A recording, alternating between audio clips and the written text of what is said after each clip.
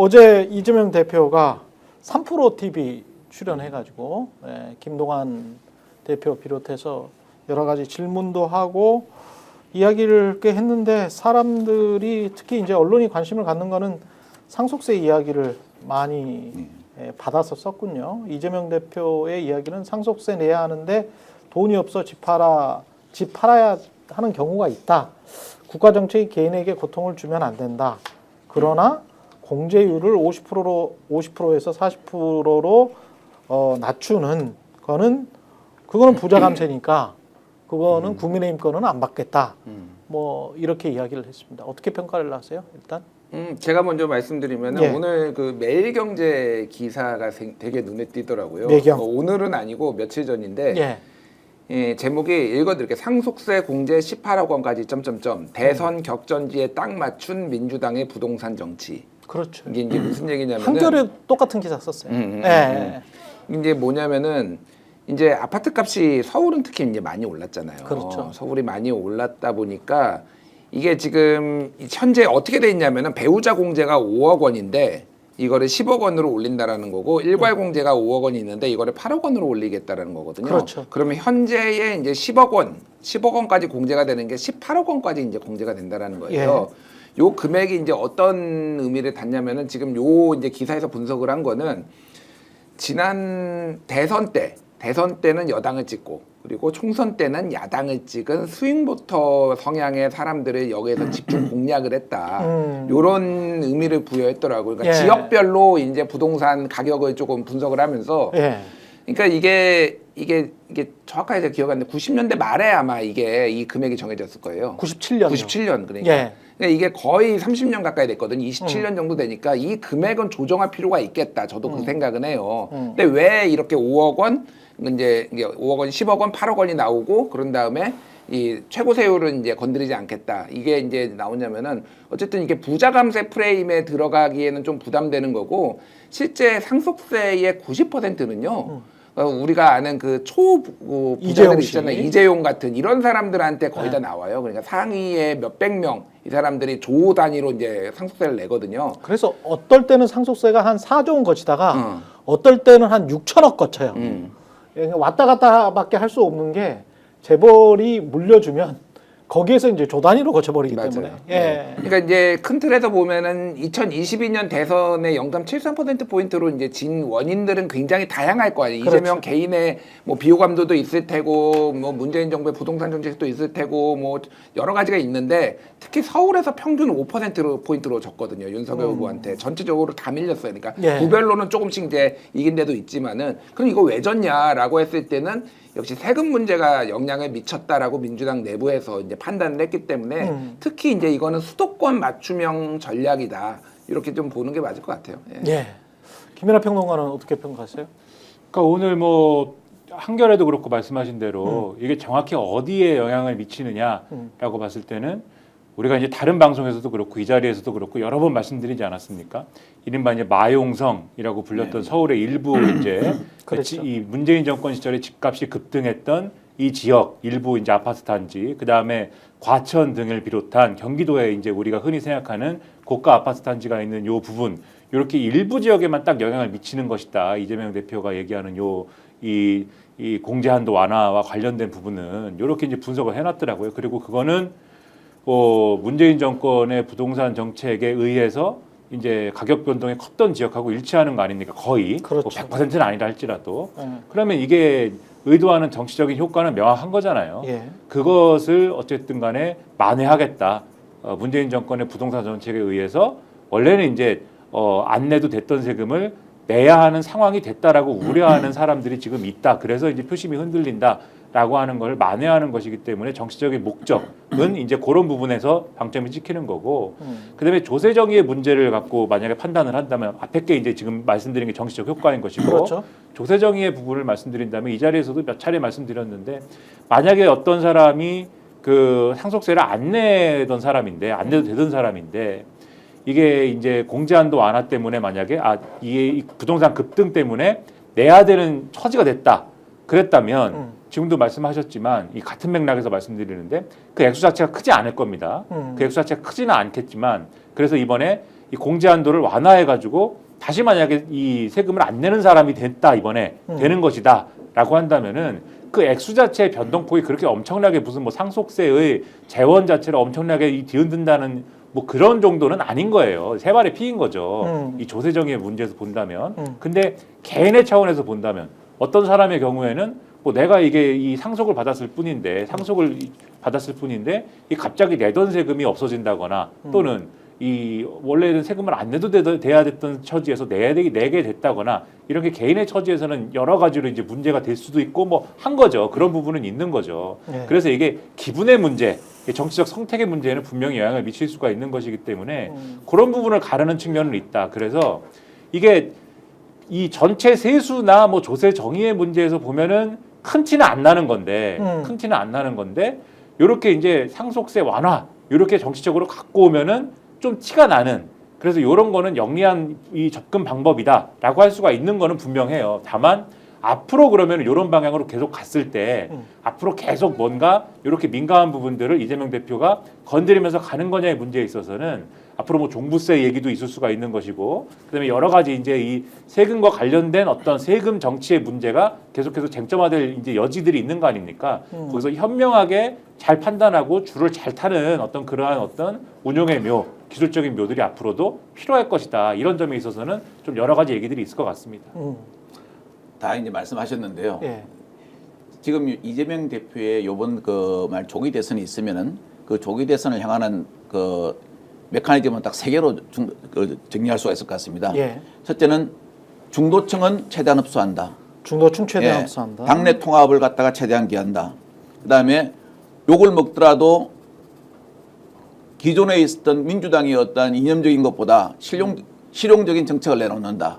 이거 세 개로 정도로 요약할 수가 있거든요. 왜냐하면은 그 이재명 대표가 당대표가 된 다음에 그 이한주 교수라고 민주당의 싱크텍 그 민주연구원장으로 이 사람을 뽑아놨습니다. 예. 같이 옛날에 손발을 맞추던 사람이죠. 경기도에 있지 않았었나요? 거기서 예. 이제 그때는 이제 경기도 뭐 시장 정치라든가 그렇죠, 다 그렇죠. 그거 다 예. 이제 기한에 있는 사람이거든요. 예. 그런데 최근에 지금 이재명 대표 행보를 보면은 제일 눈에 띄는 행보가 기존의 어떠한 민주당이 가지고 쭉 견제해 왔던 이념적 입장이 있지 않습니까? 이걸 자꾸 탈피하는 쪽으로 갑니다. 그렇죠. 그래서 뭐 중도 보수니 그거는 민주당의 철학하고 안 맞냐 하는 이런 욕도 들어먹거든요. 그렇죠. 그런데 이재명 대표의 생각은 이 욕을 당내에서 들어먹더라도 그래도 나는 내가 포용력을 보여가지고 원래 좀 사람이 포용력은 없게 보이지 않습니까? 예. 근데 포용력을 보여서라도 다 끌어안기는 끌어안겠다. 아. 그런데 문제는 가장 중요한 것은 실용이다. 실용이라 갖고 쉬운 말로 아까 우리 김평로관님 말씀하신 것처럼 강남 상구는 어쩔 수 없더라도 마용성에 대해서는 내가 가져오겠다. 이런 어떤 실용주의 정책을 내세움으로써 바닥표를 끌어가는 것 같아요. 그리고 특히 가장 중요한 것은 탄핵 정국으로 인한 대선이 온다면 조기 대선이기 때문에 어차피 좌우로 쫙 분리된 표는 어느 쪽으로 간다 갔다 결정되어 있지 않습니까? 결정되어 있기 때문에 중도층을 최대로 흡수하겠다. 그럼 예. 이 중도층에 가서 과연 뭘 해줘야 될까? 그래서 어떤 데는 좌측 깜빡이도 켜고 어쨌든 우측 깜빡이도 켜고 이런 식으로 가는 정책 중에 하나가 상속세 관련된 내용이 있었고 뭐 근로소득세도 있었고 그다음에 최근에 소위 말하는 비명계들 있지 않습니까? 예. 비명계들을 다 만나고 다니지 않습니까? 그래서 들을 거는 듣고 또 받아들일 수 없는 것은 답변을 안 해버리죠. 두리뭉실하게 넘겨버리죠. 예. 본인의 특기죠. 예. 네, 그런 식으로 해가지고 지금 그 전략을 정하고 가는 그런 쪽이 아닌가 하는 생각이 듭니다. 근데 이게 사실은 조세정의라는 차원에서 보면 제가 이제 팩트만 말씀드리면 한겨레의 지적 그 진보신문의 한겨레 지적 그러니까 상속세 지금 내고 있는 사람들이 6.7%다. 예. 그리고 이제 30억 집을 가지고 있건 뭐 어쩌건 간에 사실 잘 컨설팅 받아보시면 증여를 한 10년, 20년 동안 하기 때문에 30억 집을 갖건 뭐 20억 집을 갖건 사실 지금도 상속세 거의 안 내요. 사실은 그렇습니다. 저는 이거는 철저하게 정치공학적이고 이미지 정치적인 전략이라고 보는데 6.7% 중에서도 아주 해당되는 사람들이 또 일부예요. 18억으로 인상을 했었을 때. 그리고 보통 이제 증여 같은 경우는 배우자한테도 10년에 한 번씩 5억 정도 할 수 있거든요. 5억인가 6억인가 예. 기억이 안 나네. 그거는 뭐 그냥 공짜로 증여를 할 수 5억으로 알고 있습니다. 예, 공짜로 할 수 있는 겁니다. 10년에 한 번씩. 그러면 우리가 부부가 만나서 이혼을 하지 않고 30년을 산다면 그것만 해도 18억이 가는 거예요. 그렇죠. 18억이 가는 겁니다. 그래서 그런 것들, 그 다음에 부동산의 시가라는 게 이제 묘하기 때문에 KB 국민은행 시가로 이거 상속세를 계산하면은 폭등 나거든요. 감정평가로 합니다. 감정평가는 공시가보다는 좀 높지만요. 그래도 시가보다는 한 8, 90% 정도 이 정도이기 때문에 요거 한 25억까지 가능합니다. 제가 봤을 때는 18억이라고 하지만 25억까지 가능하다고요. 그러면은 지금 현재 6.7% 낸다. 한겨레가 6.7% 낸다라고 하는데 그러면 상위 한 3, 4%의 정책이에요. 근데 사람들이 이제 중도 보수의 정책이다라고 많은 민주당 지지자들이 믿고 있잖아요. 그리고 마용성의 집안채만 가지고 계시는 분들 또 그렇게 믿고 있어. 본인들은 중산층이고 나는 그렇게 뭐 안 내는 게 당연하지. 그러나 또 한편 현실을 제가 말씀을 드리면 18억이 아니고요. 한 1.8억 정도의 자산을 가진 사람이 우리나라 인구의 40%입니다. 40%예요. 예. 자, 이런 상황에서 또 조선일보는 이렇게 이야기를 하더라고요. 역으로 야 18억 그거 공제해줘? 자녀들 2명 있는 사람의 경우는 정부안이 조금 더 나아. 윤석열 현재 정부안 국민의힘이 지금 우기고 있는 50%에서 40%로 낮추자. 그럼 완전히 이재용이나 정의선 아니고요. 그냥 지금 현재 공제액을 조금 더 높이는 정부의 안이 자녀 2명 있는 경우는 좀 더 나아. 이렇게 지금 이야기를 하고 있거든요. 그러니까 이게 지금 어디까지 이런 우쭈쭈 전략, 중상류층에 관한 우쭈쭈 전략인 실체는 그거는 맞아요. 근데 국민들이 계속 이렇게 세뇌를 당하다 보니까 요게 중도 보수층 전략이라고 정치인들도 이야기를 하고 있고 국민들도 그렇게 이제 믿고 있는 거죠. 이 상황에서 야 그래도 거의 세수 결손이 안 나는 우쭈쭈 전략을 취한 겁니다. 제가 보기는 별로 세수에 상관이 없어. 그러나 티가 안 납니다. 그 티가 안 시점에서 나. 보면. 예.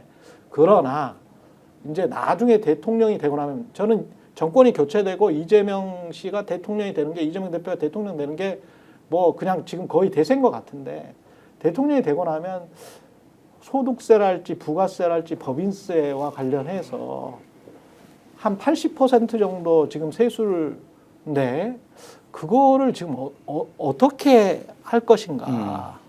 이 보수 정부 특히 이제 중도 보수를 자처를 했는데 중도 진보도 또 자처를 하는 거 아니에요. 그 말 속에는 그거를 어떻게 할 것인가에 관한 진지한 고민도 우리 사회가 해야 된다.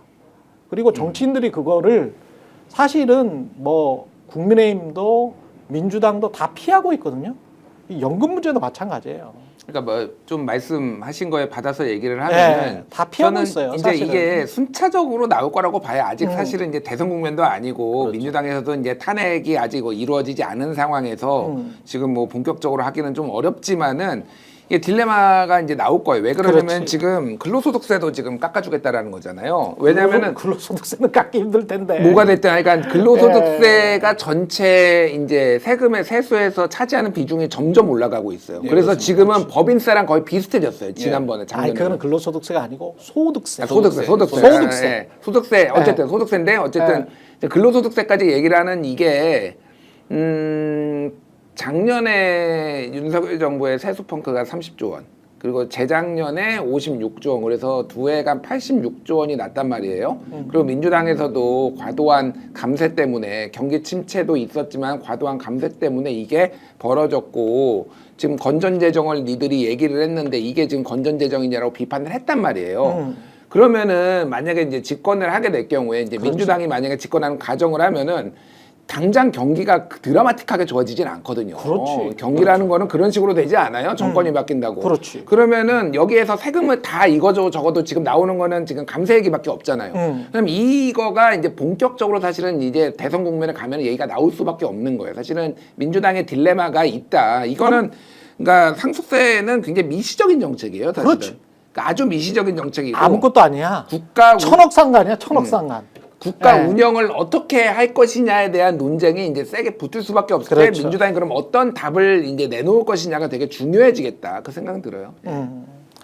그래서 어저께 뭐 3프로 TV 보고 그러니까 지금 이재명 대표가 지금 생각하는 거는 본인에게 부당하게 낙인 찍혀진 좌파라는 이미지는 좀 벗어나고 싶다. 그렇죠. 예. 이거는 부당하게 낙인 찍혀진 거다. 뭐 그거는 저도 인정을 합니다만 그러나 그 다음에 이제 진짜 그래서 어떤 정책을 집권 여당으로서 그다음에 정부로서 취할 건데라고 했을 때는 굉장히 많은 숙제들이 돌아올 거는 사실입니다. 특히 예. 세금 문제에 있어서는 근로소득세를 얘기하기 시작하면 물론 월급쟁이들 입장에서야 난리가 나지. 그렇죠. 예. 뭐 억울한 게 있다라고 항상 생각을 하고 실제 억울한 면이 있고 항상 연말정산할 때마다 자영업자인 저도 지금 억울해요. 그렇죠. 아니, 자영업자도 억울합니다. 그래서 종합소득세를 예, 종합소득세도 억울합니다. 이 억울한 얘기하면은요 예. 할 말이 많죠. 너무 많습니다. 지금 김민하 평론가도 세금 때려 맞았지. 지금 예. 월급쟁이도 아니잖아요. 네. 종합소득세 얘기하면은 여기 안 억울한 사람이 없어요 지금. 김준일 평론가도 지금 억울하죠. 예전에 사적으로 얘기했잖아요. 날라왔다. 국세청에서 날라왔다. 국세청에서 날라왔죠. 여기 이 얘기를 하려면은 김성환 평론가 불러야 돼요. 김성환 평론가 불러가지고 단연간 어떻게까지 했는지까지를 얘기를 한번 들어야 되는데. 김성환 평론가는 1억 두들겨 맞았어. 아니 근데 또 개인적인 얘기를 너무 이제 얘기하니까. 아니 정확한 액수는 잘 모르겠다. 예. 예. 근데 거의 진짜 인간극장 찍습니다 그분은. 예. 이 세금 얘기하면은. 그런데 어쨌든 이게 지금 이 방송이니까 월급쟁이 얘기를 제가 드리는 거지 않습니까? 예. 그러니까 지금 자영업자들이라서 뭐 자영업자도 아니죠. 프리랜서. 저는 프리랜서. 뭐 별거 아닌 사람들이 월급쟁이 현실 모르고 떠든다. 이렇게 말씀하시면 안 된다라는 지금 말씀을 드리는 거예요. 그러니까 월급쟁이들이 여러 고충이 있고 뭐 힘든데 근로소득세 얘기를 이제 잘못 건드리면 이게 여러 가지로 뭐 이른바 조세 저항 이 문제도 상당히 커질 것이고 그렇죠. 이렇게 하고 이렇게 해도 문제 저렇게 해도 문제 진퇴양난될 가능성이 굉장히 높습니다. 그래서 이거는 이제 섣불리 건드리면 안 된다 이 말씀을 드리고 그다음에 그 소득세 비중이 이제 다른 세금 부가가치세나 법인세와 다른 이제 큰 원래 이제 비중이 큰 이 세목들에 비해서 커진 거는 사실 다른 세수가 줄어서 그런 측면도 큰 거거든요. 특히 법인세가 많이 줄었죠. 법인세 비중이 크게 줄었고 그거는 이제 물론 이제 법인세를 깎아준 것도 있지만은 실적이 안 좋아서 그런 거지 않습니까? 그것도 있고. 삼성전자 뭐 이런 분들이 그랬는지 뭐 누가 그랬는지 아무튼 뭐 전반적으로 경기가 안 좋아서 뭐 그런 거일 수 있는데 그러면 이런 부분에 있어서는 또 그런 설명들을 민주당이 잘 해야 된다. 이게 이 비중이 이제 이 커진 측면에 있어서는 또 경기를 잘 살리면 그래서 산업 정책이나 이런 거를 잘 설계해 가지고 또 산업 정책이라는 것만 가지고 되는 것도 아니고 대외 전략을 또 잘 세워 가지고 윤석열 정권식의 그런 대외 전략만 해 가지고 바이든 정권 때 그렇죠. 미국에 갖다 퍼주기 전략 해 가지고 뭐 남은 게 있냐. 이번에 트럼프를 잘 상대해 가지고 한번 우리 기업 살려보겠다. 그래서 법인세 이게 영업이 크게 남기게 해 가지고 법인세도 확 크게 걷고 이렇게 해 가지고 이 조세적인 실현을 하는 데 있어서는 꼭 제도를 거치고 세율을 거치고 무슨 뭐 공제한도를 거치고 이런 게 아니더라도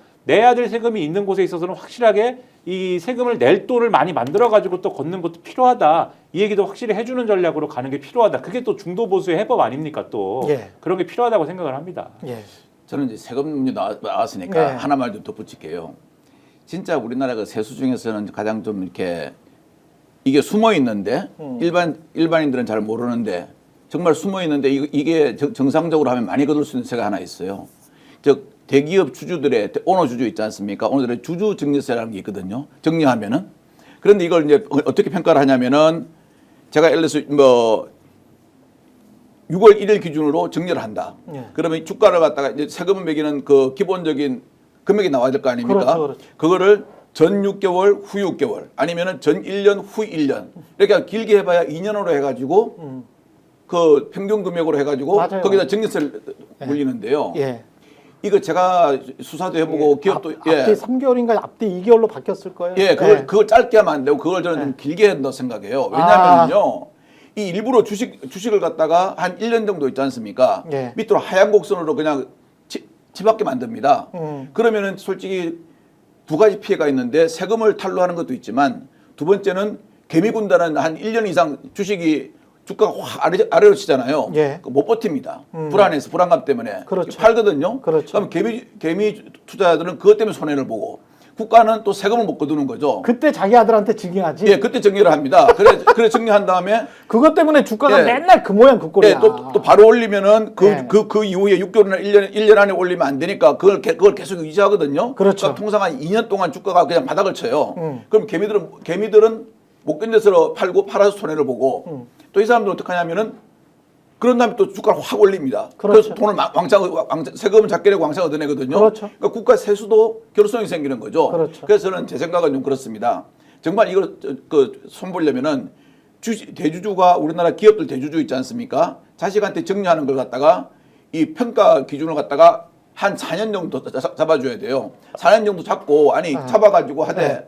왜냐하면은 그에 대한 세금 있지 않습니까? 세금 내는 것도 좀 길게 분할해가지고 예를 들어서 좀 짧게 분할하는 건 50%, 길게는 나중에 네가 증여를 받았으니까 네가 경영을 해가지고 경영 실적 올려가지고 세금을 내라 이런 식으로 좀 바꿔줘야 된다 생각합니다. 근데 이제 거기에 그 개통을 아는 사람들이 소수다 보니까 소수가 입을 다물어 버리고 있어요. 왜냐하면 대주주 오너들이 다 그 사람들을 고용하고 있고 또 소위 말하는 대주주 돈 많은 사람들이 아마 정치에 도움이 되니까. 아니 당장 그 예. 상법 개정만 관련해서도 상법 개정 본회의 통과했는데 국민의힘에서는 이게 뭐 반자본주의적이다, 반시장적이다 이런 뻘소리만 하고 있잖아요. 진짜 제가 이게 택도 없는 소리라고 생각을 하는 게 예. 아니 미국, 일본 뭐 선진국에서 이런 상법이 없는 나라가 어디 있어. 근데 요거 딱 하나 고쳤거든. 야, 기업은 회사를 위해서 일하는 조직이 아니고 회사 및 주주를 위해서 일해라. 그렇죠. 이사회가 회사 및 주주를 위해서 회사를 일하고 돼 있으면은 그게 경영진이잖아요. 그러니까 경영진의 근데 경영진은 대주주의 대리인이잖아. 그러니까 대주주 맘대로 해라라는 식으로 상법이 돼 있는 거야. 그렇죠. 그거를 허용해 준 거지. 근데 회사 및 주주를 위해서 일하라고 하면 나중에 이제 소액주주들이건 다수주주들이건 간에 뭐 대주주라고 해가지고 20-30% 가지고 있으면 대주주니까 70% 가지고 있는 사람들이 한 40%만 모여서 야 니들이 진짜 이사회가 우리를 위해서 일을 했어? 40% 주주를 위해서 우리가 최대 주주인데 무슨 소리 하는 거야 너희들 20% 대주주를 위해서 일했잖아 라고 이렇게 소송을 걸 때 훨씬 더 합리적 소송이 되는 거지. 그렇죠. 그러면 이제 그런 장난을 칠 여지가 이제 좀 줄어들겠죠. 근데 그런 것마저도 반시장적이다, 반자본주의적이다라고 국민의힘은 하고 있으니까. 지금 뭐 예. 그걸 개정해 가지고 이제는 줄 소송을 할 것이다 주주들이 이렇게 주장을 하고 심지어 이제 들고 오는 논리가 줄 소송을 안 당하려면 경영을 잘하면 되지. 그렇죠. 그리고 그리고 잘하면 투명하게 하고. 그렇게 얘기를 하니까 이제 얘기하는 논리가 그 얘기를 합니다. 이제 행동주의 펀드라는 게 있지 않습니까? 그렇죠. 행동주의 펀드들이 와서 네. 그러니까 옛날에 이제 엘리엇 뭐 이렇게 와가지고 그렇죠, 이제 와가지고 이 삼성을 네. 무너뜨리려고 한 것처럼 그런 사람들이 와서 요것을 악용해가지고 이 우리나라 기업들을 다 이제 수중에 넣으려고 할 것이다. 그것을 이제 눈뜨고 볼 것이냐. 거의 이제 매국노다. 이제 이런 식의 공격을 하면서 오늘 이제 최상목 권한대행한테 거부권 행사해야 한다. 네, 이렇게 이제 나오는 것이죠. 근데 거부권을 요것만 행사하지 말고 특검도 같이 행사해야 같이 행사를 해주십시오. 이렇게 나오는 거죠 지금. 이것과 관련해서 가장 그 대표적인 기업이 삼성물산이잖아요. 네. 이재용 씨가 대주주로 있는 삼성물산이고 국민연금을 동원해서 물론 무죄가 나오긴 했습니다만은 국민적인 지탄을 받았는데 삼성물산에 제가 그 네이버 주주 게시판들 가보면요. 진짜 이제 한국 사람들이 제대로 자본주의를 배운 게 국민의힘 국회의원들을 향해서 역사의 심판대에 선 기득권의 초상이라고 어떤 주주분이 글을 올렸어. 그런데 삼성물산 주주나 삼성전자 주주분들은 대개는 굉장히 보수적인 분들입니다. 결국은 상법 개정을 하지 않으면 주주들 다 죽는다. 이런 내용이에요. 예. 상법 개정 잘했다라는 건데, 근데 좋아요가 19개고 싫어요가 3개밖에 안 돼. 삼성물산 주주들 또는 잠재적 주주들이 주로 보는 네이버 게시판인데, 익명의 네이버 게시판. 이거는 국민의힘이 크게 잘못 지금 생각하고 있는 거예요. 1,500만 주주들이 주식 투자자들이 이제 안 거야, 이 패턴을. 아, 얘들이 이렇게 해먹고 우리를 농락해서 주가를 일부러 억눌렀구나. 그렇죠. 억눌러서 지 자식한테, 지 손자한테 싼 값에 주고 우리가 다 떨어져 나가면 지들이 쫙 올리고 배당 많이 주고, 그게 누구 돈입니까? 결국 회사 돈이잖아요. 아니 결국 그 개미군단 주주 돈이죠. 아니 실은 그렇죠. 대기업이야 이해가 가는데요. 중견기업 있지 않습니까? 중견기업 뭐 프랜차이즈 중견기업은요. 초등학교 다니는 손자 손녀가 자산이 뭐 한 4, 50억 가요. 과연 그 사람이 아니 참 저는 이해가 안 되는 게 우리나라에서 공무원으로 들어와가지고요. 서울에 집 한 채 살려면은 15년이나 6년 동안 숨만 쉬고 살아야 된다 그럽니다. 아무것도 그렇죠. 안 먹고. 네. 그런데 어떤 사람들은 초등학교 다니는 사람이 4, 50억의 재산 아동이 되면은 그거는 솔직히 누가 봐도 좀 불공평한 거 아니겠습니까? 그렇죠. 예, 그런 그게 이제 사회주의 국가에서 안 가면 줄 수는 있는데요. 거기에 대해서 그러면은 주는 사람들이 부담해야 될 세액도 그만큼 늘려야 되겠죠. 그렇죠. 예, 공정과세를 해야 되겠죠. 예. 스픽스는 말하는 언론입니다. 대세는 유튜브, 그중에서 스픽스. 좋아요, 댓글, 구독, 알림 설정. 여러분이 저희를 사랑해 주시고 우리가 여러분을 사랑하는 4가지 방법입니다.